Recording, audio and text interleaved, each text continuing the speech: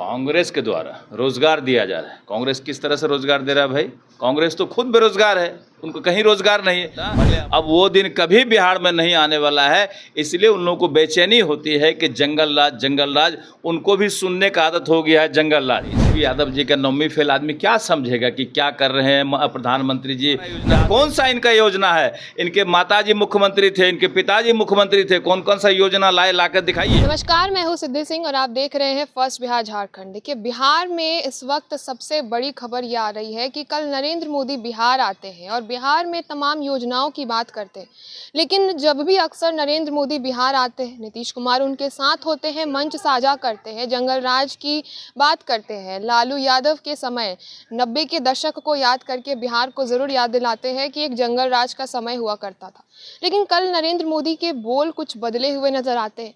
ना वो जंगल राज का जिक्र करते हैं, ना ही 90 के दशक की बात जनता तक पहुंचाने की कोशिश करते हैं। सरकार में साफ तौर पे दिखाई दे रहा है किस प्रकार से आपराधिक घटनाएं बिहार में बढ़ रही है।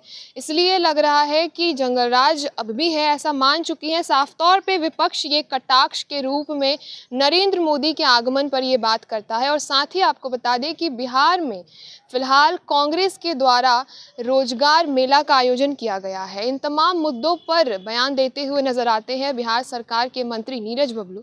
सुनिए क्या कुछ वो कहते हैं। देखिए, एडीजी बयान देने के लिए नहीं है, उनका व्यक्तिगत बयान हो सकता है, कोई पॉलिटिकल बयान नहीं है, कोई पार्टी का बयान नहीं है। पार्टी पूरी तरह संवेदनशील है एक एक व्यक्ति के प्रति। कहीं कोई घटनाएं घटती है तो स्पष्ट प्रशासन के लोगों को निर्देश दिया गया है कि जो भी उचित कार्रवाई लगे, अब कठोर से कठोर कार्रवाई करें। अगर गोलियां चलानी पड़ती है तो गोली चलाए। पुलिस का भय अपराधियों के दिल में व्याप्त करना अति आवश्यक है। चाहे जितना भी इनकाउंटर करना पड़े इनकाउंटर करे, बुलडोजर चलाना पड़े बुलडोजर चलाए। आपराधिक घटनाएं बिहार में नहीं घटनी चाहिए, ये स्पष्ट निर्देश दिया गया और प्रशासन उस पर काम करने का कोशिश कर रहा है। कांग्रेस के द्वारा रोजगार दिया जा रहा है, काफी संख्या में युवा भी पहुंचे हैं।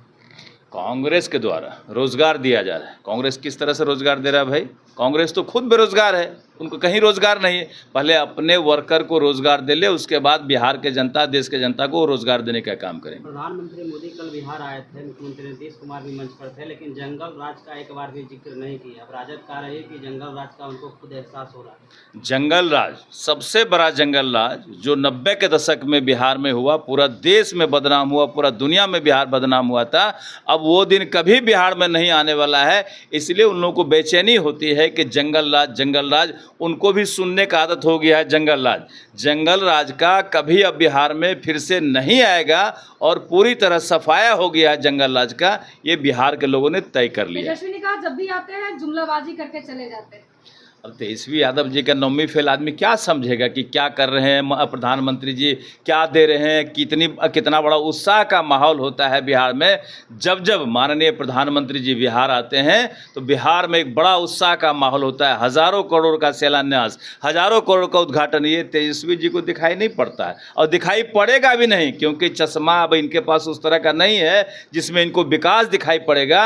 और हमको लगता है कि आने वाले दिन में ये सब और उनको दिखाई नहीं, क्योंकि देखने लायक रहेंगे ही नहीं लोग। सर, 125 यूनिट बिजली मुफ्त देने की बात कही जा रही है, लेकिन तेजस्वी कह रहे हैं हमारी योजनाओं को नकल किया जा रहा है और ये सरकार जो है नकलची सरकार है।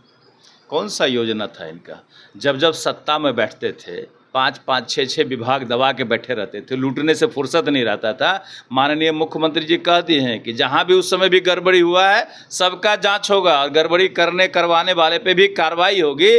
तो मुझे लगता है कि लोग को लूटने से फुर्सत मिलता नहीं है। कहते हैं हमारा योजना, कौन सा इनका योजना है? इनके माताजी मुख्यमंत्री थे, इनके पिताजी मुख्यमंत्री थे, कौन कौन सा योजना लाकर दिखाइए।